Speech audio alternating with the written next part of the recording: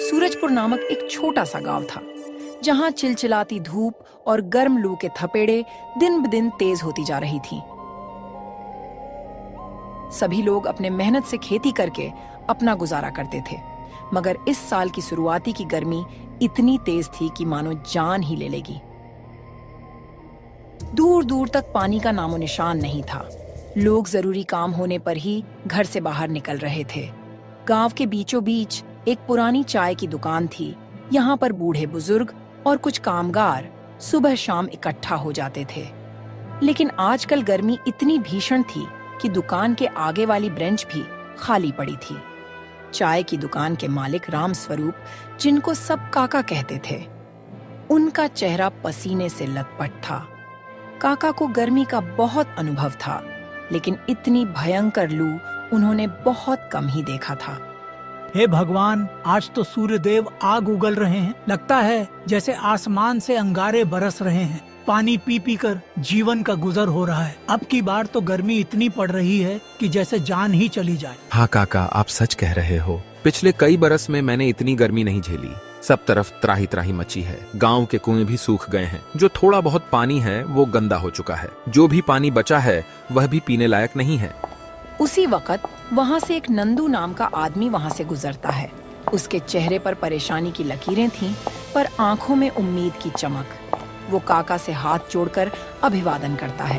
प्रणाम काका, क्या एक गिलास ठंडा पानी मिल जाएगा क्या? बहुत जोर की प्यास लगी है। प्यास के मारे जान जा रही है। काका तुरंत पास पड़े घड़े में हाथ डालते हैं और आधा गिलास पानी निकालते हैं और नंदू को दे देते हैं। नंदू जल्दी जल्दी पानी पीता है, मानो हलक सूख गया हो।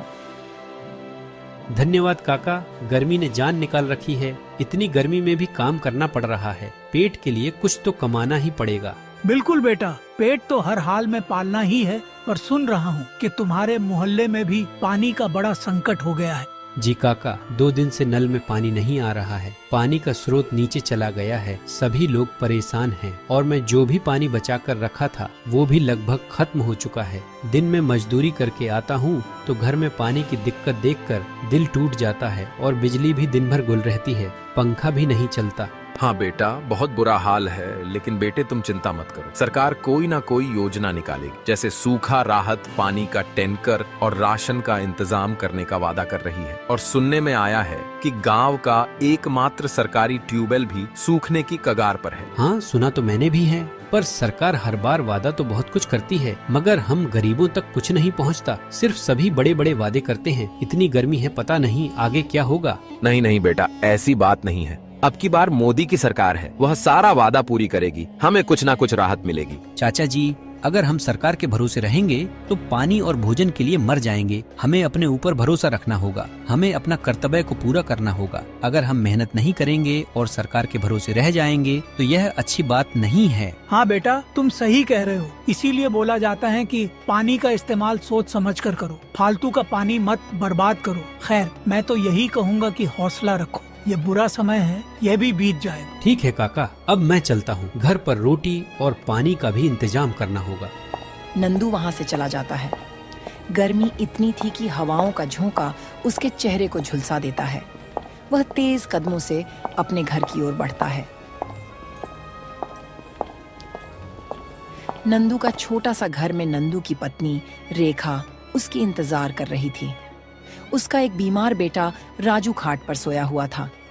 नंदू घर के अंदर आता है तो वह पसीने से भीगा हुआ था।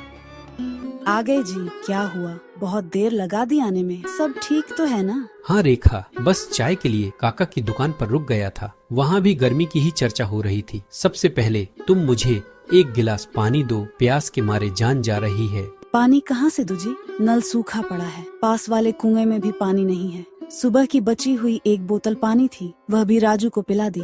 हमारे पास अब थोड़ा भी पानी नहीं बचा। और तो और राजू को भी जोर का बुखार हो गया था। मैं डॉक्टर को बुलाकर दवा ली हूँ, तब उसका बुखार कम हुआ है। नंदू सिर पकड़ लेता है। हालात की बेबसी उसके चेहरे पर साफ झलक रही थी, लेकिन वह कुछ कर भी नहीं पा रहा था। इतनी गर्मी, ऊपर से गरीबी उसे तोड़ दी थी। वह दुखी मन से रेखा से बोलता है, ठीक है रेखा, मैं देखता हूँ, कहीं से पानी की व्यवस्था करता हूँ। आज मजदूरी में कम पैसा मिला है और तो और काम भी कम है। लोग भी धूप की वजह से काम नहीं करवा रहे हैं। कल जाकर देखूंगा कि किसी टैंकर से पानी खरीद कर लाऊंगा। सुन रही हूँ कि शहर से आने वाला पानी का टैंकर बीच में ही रोक दिया गया है। कुछ ठाकुर लोग टैंकर लाकर ऊंचे दामों में बेच रहे हैं। इतने महंगे पानी को हम कब तक खरीदेंगे? कुछ समझ नहीं आता। हमें कोई दूसरा रास्ता निकालना होगा। कोई बात नहीं, हम मिलकर कोई रास्ता निकाल लेंगे। तुम पहले आराम कर लो, बहुत थक गए होंगे। नंदू निराश होकर पास पड़ी खाट पर बैठ जाता है। तभी उसका बेटा राजू उससे कहता है, पापा मुझे बहुत जोर की प्यास लगी है। मेरा गला सूख रहा है, मुझे पानी दे दो। नंदू का दिल पसीज जाता है। वह दुखी मन से अपने बेटा से बोलता है, बेटा थोड़ी देर सहन कर ले, मैं अभी पानी लेकर आता हूँ। पर उसे खुद भी नहीं मालूम कि पानी वह कहाँ से लाएगा। उस पर गरीबी और कर्ज और गर्मी तीनों का कहर टूट पड़ा था। वह बिना आराम किए पानी के तलाश में चला जाता है। गांव का एक चौराहा था जहां लोग कभी चहल पहल में जुटे रहते थे, लेकिन अब दोपहर में सड़कें सुनसान थीं। उसी गांव में ठाकुर रमेश सिंह रहता था। गांव का सबसे अमीर व्यक्ति था और गांव में दबदबा बनाकर रहता था। उसके बारे में तरह तरह की चर्चाएं थीं कि वो कभी कभी लोगों की मदद करता था, मगर ज्यादातर वह लोगों पर रौब जताता था और अपना स्वार्थ साधता था। उसी के साथ उसका खास आदमी कल्लू उसके साथ रहता था। वह हेरा फेरी, बेईमानी और मुनाफाखोरी में उसका नाम पहले था। वह अपने स्वार्थ के लिए कुछ भी कर सकता था। अरे कल्लू, इतनी धूप में क्यों खड़े हो भाई? ठाकुर साहब, बस आपका ही इंतजार कर रहा था। सुना है कि पानी की बड़ी दिक्कत चल रही है। मैं सोच रहा था किसी तरह टैंकर का इंतजाम करके कुछ पैसा कमाया जाए। हाँ, ये गर्मी तो बहुत लंबी चलने वाली है। मैंने भी शहर से बात की है। कुछ सरकारी सप्लाई रुक गई है और कुछ हम इधर उधर करा रहे हैं। अगर तुम चाहो तो मेरे जानने वाले से टैंकर बुलवा कर पानी बेच सकते हो। थोड़ा मुनाफा हमारा, थोड़ा तुम्हारा। जी ठाकुर साहब, मैं तो तैयार हूँ, बस आप इशारा कीजिए। तुम चिंता मत करो, शाम को मेरे घर आना, तब तक मैं सारा जुगाड़ कर दूंगा। दोनों एक दूसरे की ओर देखकर मुस्कुराते हैं, जैसे कोई गोपनीय सौदा तय हो गया हो। कालू चल देता है। इधर नंदू एक टूटी फूटी बाल्टी लिए गांव के पार स्थित एक पुराने तालाब की ओर बढ़ रहा था, जहां शायद थोड़ी बहुत पानी की संभावना बची थी। तालाब तक पहुंचते पहुंचते नंदू पसीने में लथपथ हो जाता है। तालाब की हालत देखकर उसका दिल टूट जाता है। वहां सिर्फ काई जमी हुई थी, पानी बहुत कम था। नंदू को पानी गंदा लगता है, पर उसकी मजबूरी थी। वह आस पास नजर दौड़ाता है। तभी उसके पास एक बूढ़ी दादी आती है। अरे बेटा, यह पानी तो बहुत गंदा है। इस पानी से तो बीमारियां फैलेंगी। तुम इस पानी को क्यों भर रहे हो? क्या करूं दादी, पानी की इतनी किल्लत है कि घर में मेरी पत्नी और मेरे बच्चे प्यासे हैं। मैं उनके लिए कुछ नहीं कर पा रहा हूँ। मुझे तो मजबूरी में यही भरना पड़ेगा। नंदू अपने मजबूरी में पानी भर लेता है और घर की ओर चला जाता है। रास्ते में उसे मास्टर श्यामलाल मिलते हैं, गांव के सम्मानित शिक्षक, जिनका दिल बहुत साफ था। वो हमेशा लोगों की भलाई की सोचा करते हैं। इस भीषण गर्मी में भी मास्टर जी लोगों के घर जाकर समझाते हैं कि संयम और स्वच्छता को न छोड़ें। अरे नंदू, कहाँ से आ रहे हो? बहुत परेशान नजर आ रहे हो। नमस्ते मास्टर जी, तालाब से पानी भरने गया था। बेटा, ये पानी बहुत गंदा है। इससे बीमारी पकड़ने का खतरा है। घर पर इसे उबाल कर ही पीना है, वरना डायरिया, उल्टी दस्त लग सकते हैं। जी मास्टर जी, मेरे पास और कोई चारा भी नहीं था। नल सूखा पड़ा हुआ है और कुआं भी सूखा पड़ा है। समस्या तो बहुत विकट हो गई है। प्रशासन भी हाथ खींचे बैठा है। कुछ लोग अपने मुनाफे के लिए पानी बेच रहे हैं। अब भगवान ही हमें बचाएंगे या मार डालेंगे। नंदू जल्दी से अपने घर जाता है और पानी उबालता है। फिर सभी लोग पानी पीते हैं।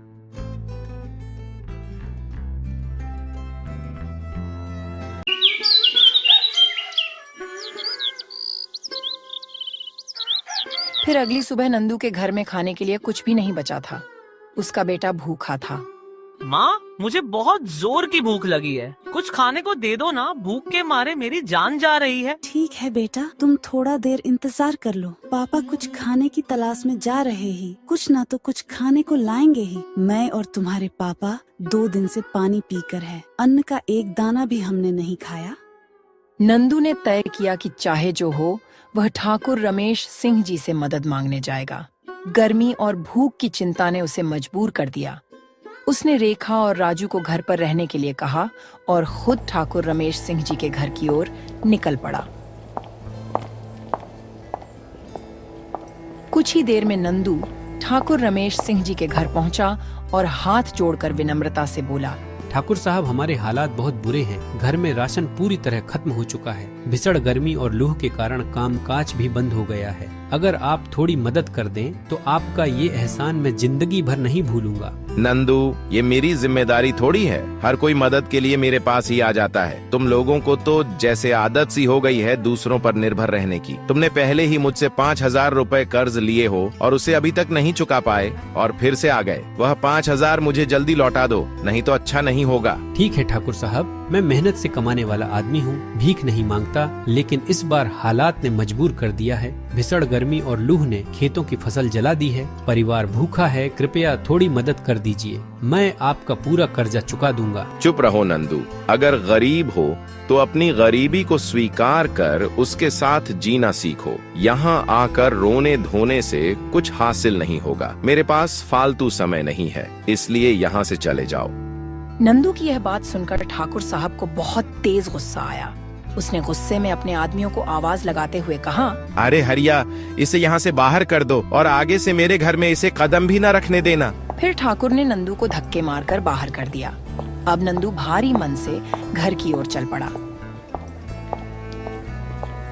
जैसे ही वे घर आया, उसने देखा कि रेणु बिस्तर पर लेटी हुई थी और राजू भी उनके पास खड़ा था। पापा, माँ की तबीयत बहुत खराब हो गई है, वह कुछ बोल नहीं रही है। हे भगवान, यह क्या हो गया? रेखा, कुछ बोलो ना, कुछ तो बोलो। ऐसे चुप मत रहो, तुम्हें कुछ नहीं होगा। अब मुझसे सहन नहीं हो रहा। यह भीषण गर्मी और भूख ने मेरी सारी ताकत छीन लिया है। मुझे माफ करना, मैं अब तुम्हारा और राजू का साथ देने में असमर्थ हूँ। नंदू की आंखों से आंसू बहने लगा। रोते हुए कहा, रेखा, ऐसा मत बोलो, तुम्हें कुछ नहीं होगा। तुम हमें छोड़कर नहीं जा सकती। मैं कुछ भी करूँगा तुम्हें ठीक करने के लिए। भगवान पर भरोसा रख।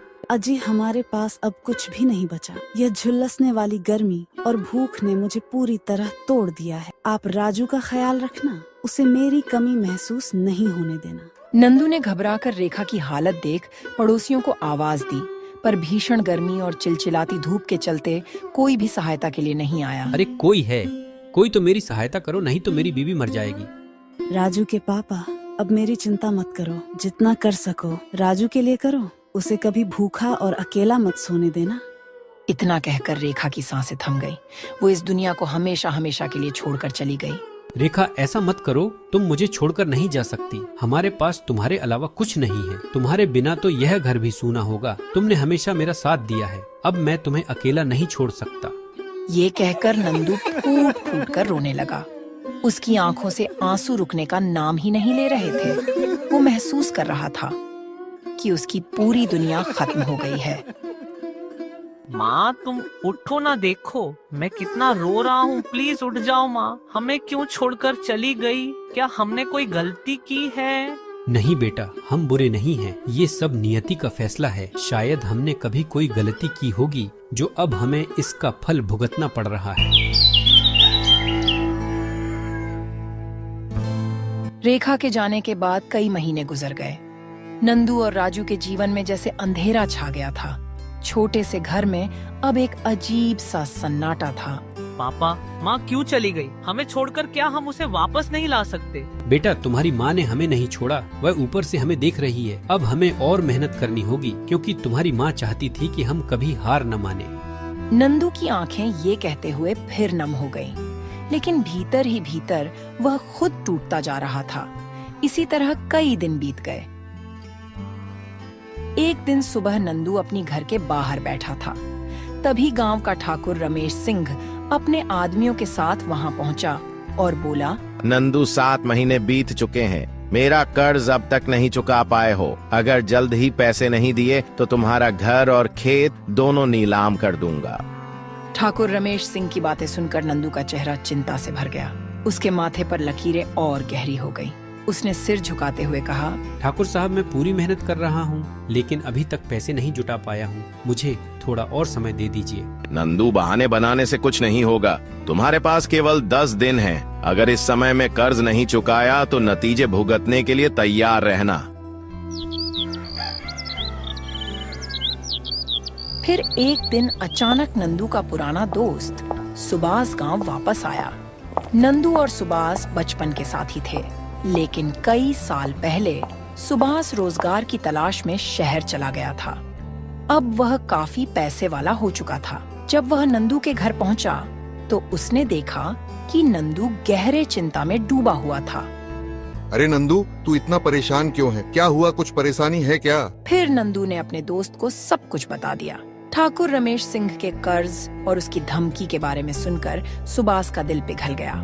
वह तुरंत बोला, अरे नंदू, तू इतना परेशानी में जी रहा है, ये तो मुझे मालूम ही नहीं था। ये ले पैसा और उस ठाकुर रमेश सिंह का कर्ज चुका दे। सुभाष की यह बात सुनकर नंदू की आंखों में आंसू आ गए। वह भावुक होकर बोला, अरे सुभाष भाई, यह तुम्हारा एहसान मैं कैसे चुका पाऊंगा? अरे नंदू भाई, एक दोस्त दूसरे दोस्त के काम नहीं आया तो दोस्ती किस काम की?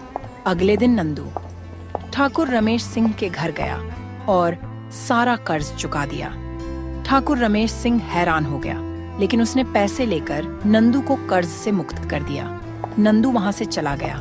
वह कुछ ही दूर गया था कि तभी उसे रास्ते में मास्टर साहब और उसका दोस्त सुभाष मिल गए। अरे नंदू, ठाकुर रमेश सिंह की यही फितरत है कि जब लोग मजबूर होते हैं तो वो उसका फायदा उठाता है। कल्लू के साथ मिलकर सरकारी पानी का टैंकर ब्लैक में बेच रहा है। हमें इस अन्याय के खिलाफ आवाज उठानी होगी। मास्टर जी, हम क्या कर सकते हैं? ये लोग ताकतवर हैं, इनके पास पैसा है, गुंडे हैं। हम गरीबों की कौन सुनेगा? हमें मिलकर कोशिश करनी चाहिए। भीड़ इकट्ठी होगी, जनता एकजुट होगी, तभी कुछ होगा। मैं सोच रहा हूँ गाँव वालों की एक सभा बुलाऊं, तुम भी जरूर आना।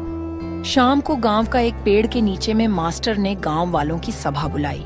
वहां गांव के लोग जमा हुए। सब गर्मी से त्रस्त थे। चेहरे पर पसीना, आंखों में थकान और दिमाग में पानी की कमी की चिंता। भाइयों बहनों, अब सबको मालूम है कि इस बार की गर्मी ने सबकी कमर तोड़ दी है। न कुएं में पानी, न नल में, न तालाब में। सरकार से जो पानी आता है वह पानी ठाकुर रमेश सिंह खरीदकर ब्लैक में महंगा पानी हम गरीबों को बेच रहा है। हाँ मास्टर जी, ठाकुर रमेश सिंह और कल्लू मिलकर टैंकर के जरिए महंगा पानी बेच रहे हैं। हम लोगों का इस प्रकार कैसे गुजारा होगा? तभी रामस्वरूप काका बोले, मैं अपनी दिन भर की पूरी मजदूरी देकर भी सिर्फ 2 बाल्टी पानी खरीद पाता हूँ। मेरे घर में 5 लोग हैं। ऐसा चलता रहा तो हम अपने परिवार का कैसे गुजारा कर पाएंगे? हाँ काका, आप सही कह रहे हैं। हमें मिलकर कोई समाधान निकालना होगा। पहला उपाय तो यही है कि हम सब पानी का दुरुपयोग बिल्कुल बंद कर दें। जो थोड़ा बहुत पानी मिले उसे साफ रखें। दूसरा, हम सब मिलकर प्रशासन के पास जाएंगे और अपनी मांग रखेंगे कि कम से कम टैंकर तो फ्री में या सस्ते दामों में उपलब्ध कराया जाए। मास्टर जी, ठाकुर रमेश सिंह की सरकारी दफ्तरों में अच्छी पकड़ है। वो चाहेगा तो सब कुछ रोक देगा, किसी की नहीं सुनी जाएगी। लोगों के चेहरों पर निराशा फैल जाती है। नंदू भी वहाँ खड़ा सब सुन रहा था। अंत में वह आगे आता है और बोलता है, हमारे पास और कोई विकल्प भी तो नहीं है। हमें कोशिश तो करना ही पड़ेगा। या तो हम यूं ही रोज टैंकर वालों को पैसे देते रहें, वो जितना चाहें उतना भाव बढ़ाते जाए और हम अपनी भूख प्यास से मरते रहें। भीड़ में सहमति की फुसफुसाहट होती है। मास्टर जी कुछ कागज निकालते हैं। देखो, मैं एक पत्र तैयार कर रहा हूँ। हम सबके हस्ताक्षर लेकर इसे कल कलेक्टर साहब को सौंपेंगे। अगर प्रशासन ने ध्यान नहीं दिया तो हम बड़े पैमाने पर प्रदर्शन करेंगे, लेकिन हम सबको एकजुट रहना होगा। लोग आगे आते हैं। नंदू भी आगे बढ़कर हस्ताक्षर करता है। मोहन, रघुवीर चाचा सभी पत्र पर अपने नाम लिखते हैं। एक उम्मीद की किरण जगती है कि शायद यह पहल रंग लाएगी। अगले दिन सभी कलेक्टर ऑफिस पहुंचे। तब कलेक्टर साहब बोले, हाँ तो बताइए आप लोग की क्या समस्या है? मास्टर जी विस्तार से बताते हैं कि गांव घर में पानी नहीं है, बिजली की कटौती है, टैंकर भी महंगा बेचा जा रहा है। लोग बहुत परेशान हैं, बीमार पड़ रहे हैं। देखिए, इस साल बारिश हुई नहीं, भयंकर सूखा पड़ा है। हम भी कोशिश कर रहे हैं। सरकारी खजाना से आप लोगों के गांव तो रोज 2 टैंकर फ्री पानी जाता है। क्या वह पानी आप लोगों को नहीं मिलता है? साहब, हमें पानी नहीं मिलता, हमारे गांव का एक अमीर आदमी ठाकुर रमेश सिंह रहता है। वह सारा सरकारी पानी को खरीदकर गांव वालों को ब्लैक में महंगे दामों में बेचता है। हम लोग उसके खिलाफ कई बार कंप्लेन की, फिर भी कोई सुनवाई नहीं हुआ। ठीक है, मैं देखता हूँ, उसके खिलाफ कार्रवाई होगी और उसे जेल में डाला जाएगा। मैं पूरी कोशिश करूंगा। आप लोग जाकर आराम से पानी का इंतजार कीजिए, मैं नगर परिषद से बात कर लूंगा। सभी लोग अपने अपने घर चले आए। फिर अगली सुबह को जब कल्लू और ठाकुर रमेश सिंह ने ब्लैक में पानी बेच रहे थे, तभी कुछ पुलिस वाले और एसडीएम साहब गांव में आकर ब्लैक में पानी बेचते हुए ठाकुर रमेश सिंह और कल्लू को पकड़ लेते हैं और उन्हें जेल में डाल देते हैं। इधर गांव के लोग पानी पाकर बहुत खुश हुए। अब उनकी पानी की दिक्कत खत्म हो गई थी और सभी लोग खुशी खुशी अपना जीवन बिताने लगते हैं। शिवपुर नाम का एक छोटा सा गांव था। यहाँ के लोग सालों से अपने शांत माहौल, अच्छे और सीधे साधे सरल जीवन शैली के लिए जाने जाते थे। लेकिन बीते कुछ समय में इस क्षेत्र में मौसम का मिजाज तेजी से बदलने लगा था। गर्मी असहनीय होती जा रही थी और फसलें सूखने लगी थीं। सभी लोग गर्मी से बेहाल थे।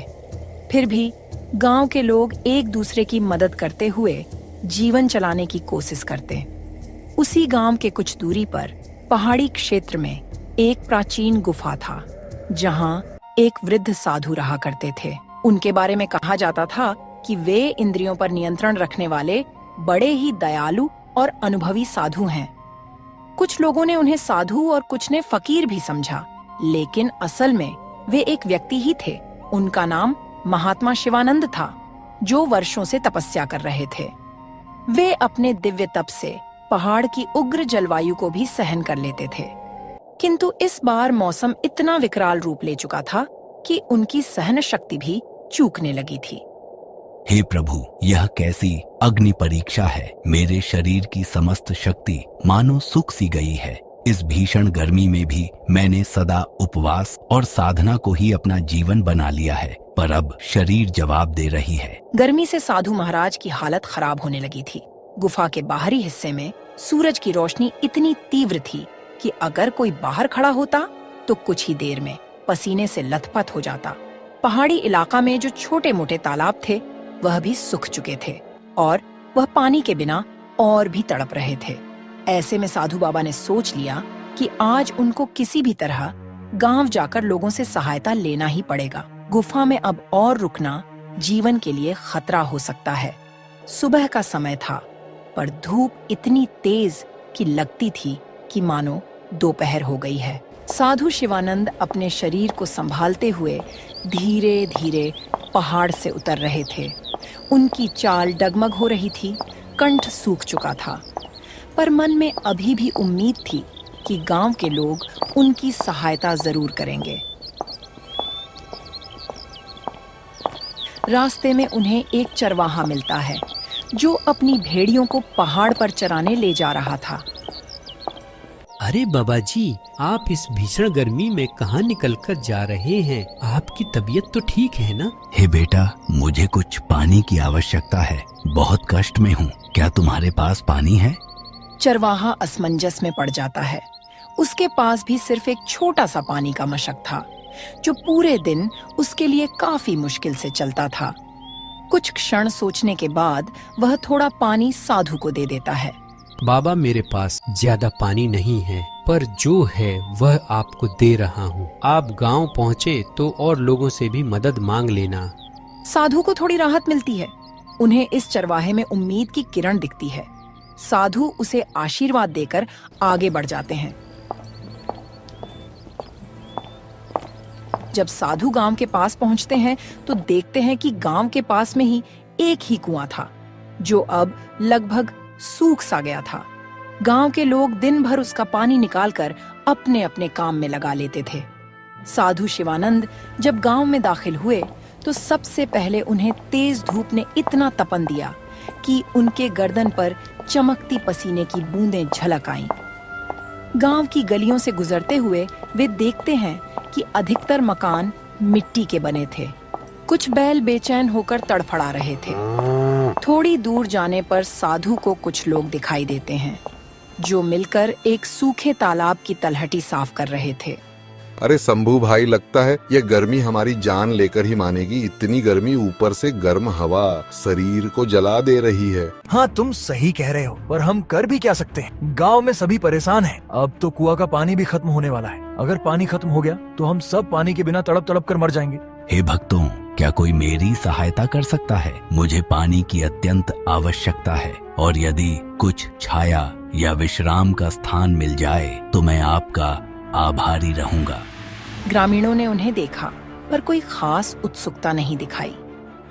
उन्हें लगा कि यह कोई साधु या भिक्षुक होगा जो भीख मांगने आया है।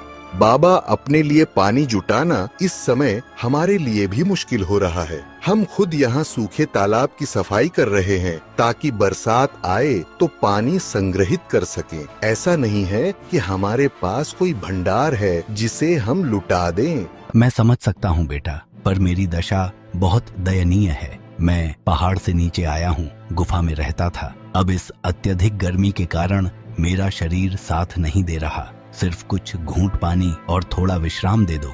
साधु महाराज को इतना कहने पर भी कोई उनको एक गिलास पानी तक नहीं दिया। फिर वह आगे बढ़ते हैं।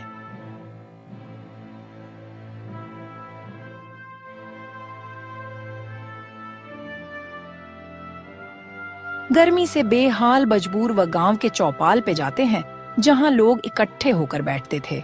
चौपाल के बीच में एक बड़ा वृक्ष था जिसकी छाया ही कुछ राहत देती थी। साधु उसी छाया की ओर बढ़े, लेकिन वहाँ पहले से ही कुछ लोग बैठे थे और गर्मी से बचने की कोशिश कर रहे थे। बच्चों, मुझे कुछ समय के लिए इस छाया में बैठने दीजिए, और हो सके तो एक लोटा पानी दे दो। मुझे बहुत जोर की प्यास लगी है। चौपाल पर बैठे व्यक्ति बाबा का मजाक बनाते हुए बोलते हैं, बाबा, पानी की किल्लत सबको है, फिर भी अगर आपको बैठना है तो किसी कोने में बैठ जाएं। लेकिन हमसे ज्यादा उम्मीद न रखिए। फिर भी आप तो साधु हैं, आपको पानी की क्या जरूरत? आप तपस्या कीजिए। आपको तो भगवान पहले ही इतनी शक्ति दिए हुए है कि आपको पानी की क्या जरूरत? साधु जी शर्मिंदा होकर धीरे से कोने में बैठ गए। वह अत्यधिक थकान महसूस कर रहे थे। उन्हें आशा थी कि शायद कोई और उनको पहचान लेगा या मदद करेगा, लेकिन गांव वालों के बीच एक अजीब तरह का अविश्वास लग रहा था। उन्हें लगा कि साधु धोखा देने आया है या कुछ मांगने आया है जिसे वे पूरा नहीं कर पाएंगे। कुछ देर बाद गांव का मुखिया वहां आता है। वह एक तगड़ा ऊंचे कद का व्यक्ति था, चेहरे पर रोबीला भाव और आंखों में कड़ापन। उसका नाम था भगवंत सिंह। साधु, मैंने सुना है कि आप गुफा में रहते हैं और अब गांव में आकर मदद मांग रहे हैं। यह गांव कोई आश्रम नहीं है कि यहाँ साधु संतों का निशुल्क पालन पोषण होगा। जिस प्रकार हम अपने परिश्रम से जीवन चलाते हैं, वैसे ही आपको भी कोई उपाय ढूंढना होगा। साधु जी ने असहायता से उसकी ओर देखे और कमजोर आवाज में बोले, बेटा, मैंने जीवन भर तपस्या की है, किसी से मांगा नहीं, पर आज तन की कमजोरी मुझे कमजोर कर रही है। क्या इस संसार में करुणा नाम की कोई चीज नहीं बची? कुछ लोगों में हलचल हुई, पर अधिकांश ने मुखिया के क्रूर स्वभाव को देखते हुए कुछ कहने की हिम्मत नहीं की। गांव में कई परिवार थे जो पहले काफी मेहमान नवाज माने जाते थे, पर आजकल पानी और भोजन की कमी ने सबको कठोर बना दिया था। बारिश न होने से फसलें सूख चुकी थीं, कुएं का पानी भी कम हो चुका था और नदियां कहीं दूर सूख चुकी थीं। जीने के लिए लोग दिन रात संघर्ष कर रहे थे। घर के अंदर एक बुजुर्ग महिला अपनी पोता को पंखा डोला रही थी। उसे तेज बुखार था। साधु जब गांव में घूम घूम कर लोगों से मदद मांग रहे थे, तब उन्हें कई मकानों से क्रूर भाषा का प्रयोग मिला। कुछ जगहों पर मना कर दिया गया, तो कहीं उन्हें डांट फटकार सुननी पड़ी। यह सब देखकर साधु के हृदय में बड़ा दुख हुआ। वे सोचने लगे, क्या यही मनुष्यता है? क्या सच में लोग इतने स्वार्थी हो गए हैं कि किसी की सहायता करने में असमर्थ हैं? गर्मी अपना रौद्र रूप ले रही थी। जमीन तप रही थी, हवा गर्म लपटों की तरह चल रही थी। गांव के पशु पक्षी तक तड़प रहे थे। साधु के पैरों में छाले पड़ चुके थे। साधु बाबा ने गांव के बगल में एक छोटा सा बगीचा में जाते हैं। साधु को लगा कि वहां कम से कम छाया तो मिलेगी। वे वहां चले गए। बगीचा में उन्हें एक युवा लड़की दिखाई दी जो सूखी लकड़ियों का गट्ठर उठाए हुए थी। वह भीषण गर्मी में भी काम करने की कोशिश कर रही थी। बेटी, क्या तुम मुझे एक लोटा पानी दिलवा सकती हो? मैं बहुत प्यासा हूँ। लड़की के चेहरे पर दया का भाव था, पर वह भी असमर्थता जताती हुई बोली, बाबा, मैं आपको पानी जरूर देती, पर हमारे घर में भी पानी सीमित है। रोज कुएं पर जाकर लंबी लाइन लगानी पड़ती है, तब कहीं 1-2 मटकी भर पाती हूँ। माफ कीजिए, मुझे डर है कि घर के लोग नाराज ना हो जाए। इतना कहकर वह वहाँ से चली गई। साधु को समझ आ गया कि गांव के लोग इस समय अपने अपने संकट से घिरे हुए हैं और उनका हृदय भी सूख गया है, जैसे इन खेतों और तालाबों का पानी सूख गया हो। फिर भी साधु ने बगीचे के एक कोने में बैठकर आखिरी बार प्रार्थना की, हे प्रभु, यदि कोई चरम पर हो तो दया का अंकुर फूटना चाहिए, किंतु यहाँ तो मानवता ही विलुप्त हो रही है। ऐसा क्यों?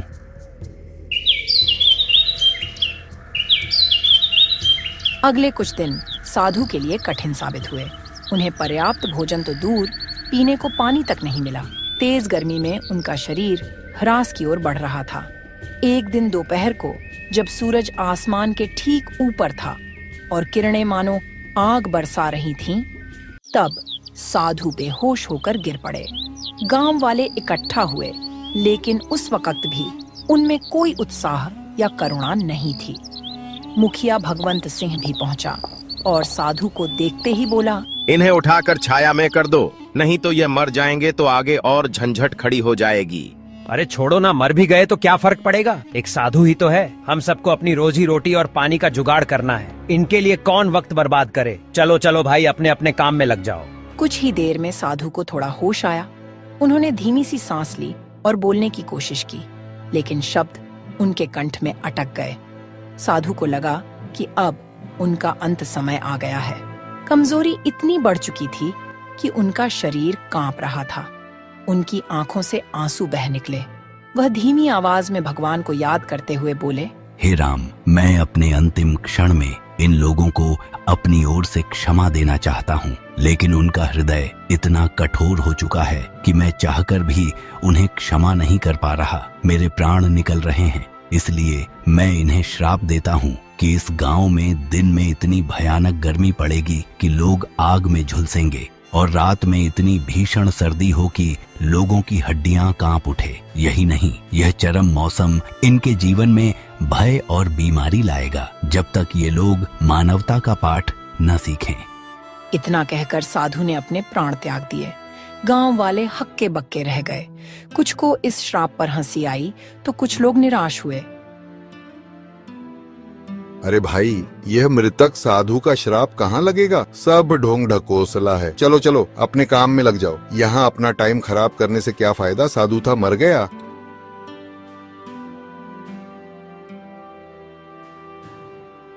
साधु की मृत्यु के 1-2 दिन बाद ही मौसम ने अपना विकराल रूप दिखाना शुरू कर दिया। सूरज की गर्मी, जो पहले ही असहनीय थी, अब और भी प्रचंड हो गई। तापमान इतना बढ़ गया कि मिट्टी में दरारें पड़ने लगीं।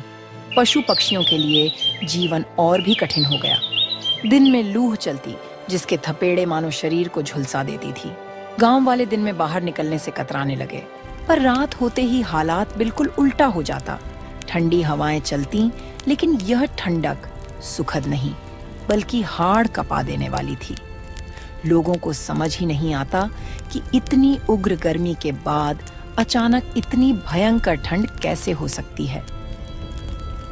अरे शंभू भाई, मौसम का मिजाज कुछ समझ नहीं आ रहा। ये कैसा मौसम हो गया जो दिन को तेज गर्मी और रात को हाड़ कपाने वाली ठंडी पड़ रही है? ऐसा तो मैंने अपने जीवन में पहली बार देख रहा हूँ। हाँ, तुम सही कह रहे हो। मुझे भी कुछ समझ नहीं आ रहा है कि यह क्या बला है। अब तो लोगों की तबीयत भी खराब होने लगी है और बच्चों को निमोनिया होने लगी और बुजुर्ग मरने लगे हैं। इस चरम मौसम ने गांव के स्वास्थ्य तंत्र को तहस नहस कर दिया। दिन में गर्मी और रात में निमोनिया या सर्दी जुकाम जैसी बीमारियां फैलने लगीं।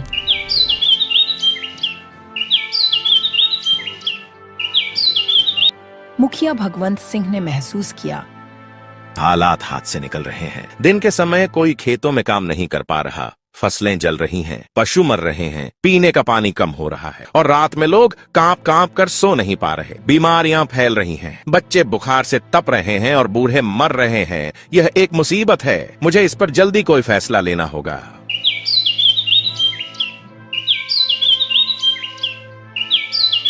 अगले दिन मुखिया ने एक आपात बैठक बुलाई। गांव के सभी प्रतिष्ठित लोग और साथ ही आम ग्रामीण भी जुटे। सबके चेहरे पर चिंता और भय की लकीरें स्पष्ट थीं। यह स्थिति अब बर्दाश्त से बाहर हो रही है। दिन में हम जलते हैं, रात में ठिठुरते हैं। गांव के कई बच्चे और बुजुर्ग बीमार पड़ चुके हैं। अगर यह ऐसे ही चलता रहा तो हमारा गांव उजड़ जाएगा। मुझे लगता है कि यह सब उस साधु के श्राप का नतीजा है। भीड़ में हलचल हुई। कुछ लोग पहले मानने को तैयार नहीं थे कि श्राप जैसी कोई चीज होती है। अरे मुखिया जी, आप भी क्या उस मामूली साधु के श्राप के चक्कर में पड़े हैं? श्राप नाम का कोई चीज नहीं होती। यह सब ढकोसला होता है लोगों को डराने के लिए। मुखिया जी, हमने उन साधु के साथ अच्छा व्यवहार नहीं किया। वह बेचारा गुफा से चलकर आए थे, पर हमने उन्हें पानी तक नहीं दिया। वह हमारे सामने तड़पता रह गए और हम देखते रहे। हमें अवश्य ही उसका प्रायश्चित करना चाहिए। अगर सच में साधु का श्राप हम आम गांव वालों को लगा है तो हम इसका प्रायश्चित करेंगे, लेकिन अब उस साधु की मृत्यु हो चुकी है। हम कैसे प्रायश्चित करेंगे? क्या अब और कोई उपाय नहीं है जिससे हम इस श्राप से मुक्ति पा सके? किसी को समझ नहीं आता कि अब वह क्या करे। तभी बुढ़िया बोलती है, अगर सच में हमें इस श्राप से छुटकारा पाना है तो हमें गांव से कुछ दूरी पर एक झोपड़ी में वृद्ध आदमी रहते हैं। उनका नाम दादूराम है। वह बहुत जानकार और ज्ञानी है। हमें उनसे मिलना होगा। सभी लोग इस बात से सहमत होते हैं और उनके पास जाते हैं।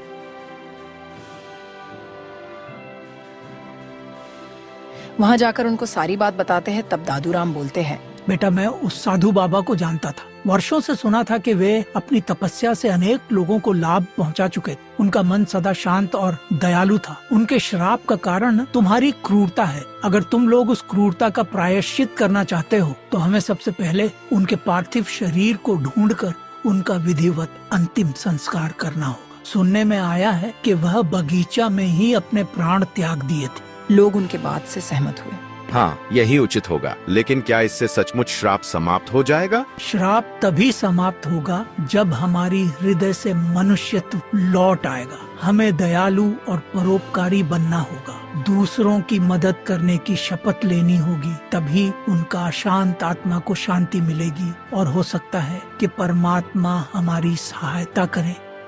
गांव के लोग एकजुट होकर बगीचा में पहुँचे, जहाँ साधु का पार्थिव शरीर पड़ा हुआ था। भीषण गर्मी के कारण कुछ ही दिनों में स्थिति दयनीय हो चुकी थी, लेकिन लोगों ने हिम्मत करके शरीर को परंपरा के अनुसार अंतिम संस्कार किया। साधु का अंतिम संस्कार पूरे सम्मान के साथ किया गया। मन में सबके पश्चाताप के स्वर गूंज रहे थे। मुखिया अब बाबा से हाथ जोड़कर प्रार्थना किया, हे बाबा, हमें क्षमा करो। हमने आपके साथ जो दुर्व्यवहार किया उसके लिए हम सभी दोषी हैं। अब हम वचन देते हैं कि किसी भी जरूरतमंद को कभी निराश नहीं करेंगे। अगले कुछ दिनों में मौसम में थोड़ा बदलाव दिखने लगा। दोपहर की लू अब भी थी, लेकिन पहले जैसी भयानक नहीं। रातों की सर्दी भी कुछ कम हो गई। हालांकि अभी भी लोगों को सावधानी बरतनी पड़ती थी। इस प्रकार गर्मी का श्राप न सिर्फ एक घटना बनकर रह गया, बल्कि आने वाली पीढ़ियों के लिए एक सीख भी बन गया। इस कहानी से हमें यह संदेश ग्रहण करना चाहिए कि आवश्यकता पड़ने पर किसी भी असहाय की सहायता अवश्य करनी चाहिए। तपस्वी साधु की मृत्यु व्यर्थ नहीं गई। उनके श्राप ने पूरे गांव को बदल दिया और उन्हें मनुष्य होने का सही अर्थ समझा दिया।